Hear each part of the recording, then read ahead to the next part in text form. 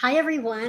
My name is Debbie. I'm a licensed master social worker, and I wanted to share with you my newest book. This is probably my favorite. It's called Frontotemporal Dementia Understanding, Caring, and Finding Hope. This is the large print edition, and everybody should get this book. And it's going to be sold on www.connectionchronicles.net. It is going to be a book for caregivers and clinicians and anyone who wants to understand frontotemporal lobe dementia. So let me read a little bit on the back of the book. Okay, so it says dementia changes conversations long before it changes memories. When my husband Larry was diagnosed with frontotemporal dementia, everyday moments, repeating questions, mixed up words, sudden shifts became both bewildering and sacred. This compassionate, practical guide helps families turn those hard moments into connection. Inside, you'll find clear, plain language explanations of FTD and how it differs from other dementias, gentle communication scripts for adults and kids, what to say, what to skip, calming strategies, redirection tips, and real life caregiving stories, simple routines, checklists, and planning pages to make life easier. So in this book, let me go to the introduction here. So introduction, understanding frontotemporal lobe dementia. And if you'll see in the background, that is Larry, my husband. Frontotemporal dementia is a complex neurodegenerative disorder that affects the frontal and temporal lobes of the brain. It impacts language, behavior, and personality in ways that can be both confusing and challenging for those diagnosed and their loved ones. Understanding the different clinical subtypes of FTD is crucial for caregivers, families, and professionals to provide compassionate and effective care. This book blends clinical research with personal caregiving experience to offer practical strategies and hope for everyone walking the dementia journey. So let me go over just a couple of the chapters here. So here's chapter 1 is understanding frontotemporal dementia. More than just memory loss. I have a fan on here, so it's blowing my hair in my face. Let me turn it off here. There we go. Okay, and then it also has reflection questions. How has your understanding of dementia changed after learning about frontotemporal dementia? Can you identify any behaviors or language changes in your loved ones that might align with FTD symptoms? So you have a place over here where you can write down your thoughts and what you've learned and how the brain changes in frontotemporal dementia, recognizing the signs, what to look for. And then here we have what is called the FAST stage.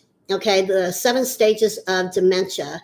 Okay, stage 1, there's no cognitive decline. 2, very mild cognitive decline. Stage 3, mild cognitive decline. Stage 4, moderate cognitive decline. Stage 5, moderately severe cognitive decline. Stage 6, severe cognitive decline. And stage 7, very severe cognitive decline. My husband, Larry, as you see back here, sitting in the chair looking for dirt on the floor. And that's what he does. He does some things that he's very laser focused on certain things, and he doesn't let go easily. If there's a task to be done, he wants to hurry up and get that task done. And even though, we may go to bed later at night, in the morning by 10:30, he has the bed turned down and pick the lint off his house shoes. So things like that are very common with dementia. He is in his 7th stage of dementia, and he is on hospice at a low level of hospice because he is not in the stage where he needs a lot of help, but he does need a little bit.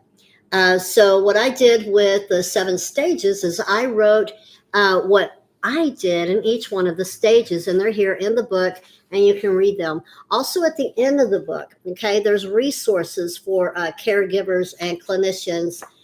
Frequently asked questions. How do I know if my loved one's behavior is due to dementia or just normal aging? Nutrition and exercise for brain health. And I go through some of those things as well. But I wanted to show you back over here. And then here's my Appendix B, Caregiver Resources and Tools, and Common Caregiving Challenges and Solutions. And right here is my references. So I wrote this book based on my paper I wrote in abnormal psychology in school. and I just transitioned it into a book so it would help caregivers. So I structured it in a way that it would make sense and not just be a research paper for you to read. However, I did include all of the references to my paper in case you wanted to just do a little bit more research and look into what researchers are saying or have said about frontotemporal lobe dementia.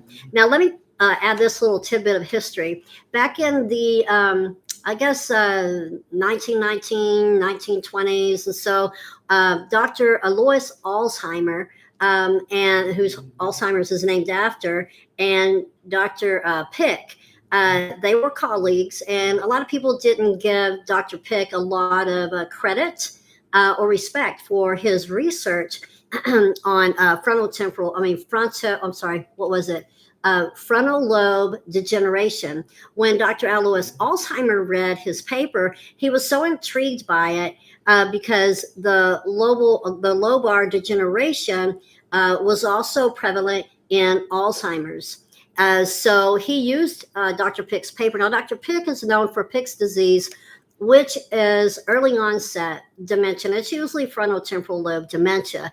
My husband got dementia when it was triggered by stress. He got it when he was 58 years old. He's 66 now. He's had it for 8 years. And I'm his full-time caregiver. So anyway, I highly recommend you get this book to learn about frontotemporal lobe dementia. Share it with your friends. Please take this video and just share it with everyone and let them know that, hey, there is somebody out there that understands frontotemporal lobe dementia. She lives it every day. I am a licensed social worker. I did write about this in school, and I highly recommend it again. Anyway, if you have any questions, please leave questions in the comments section. I'm more than happy to help out. And again, you will find my bookstore on connectionchronicles, that's plural, .net. Okay, if you have any questions, I'm more than happy to help you out. Have a great day. Bye, y'all.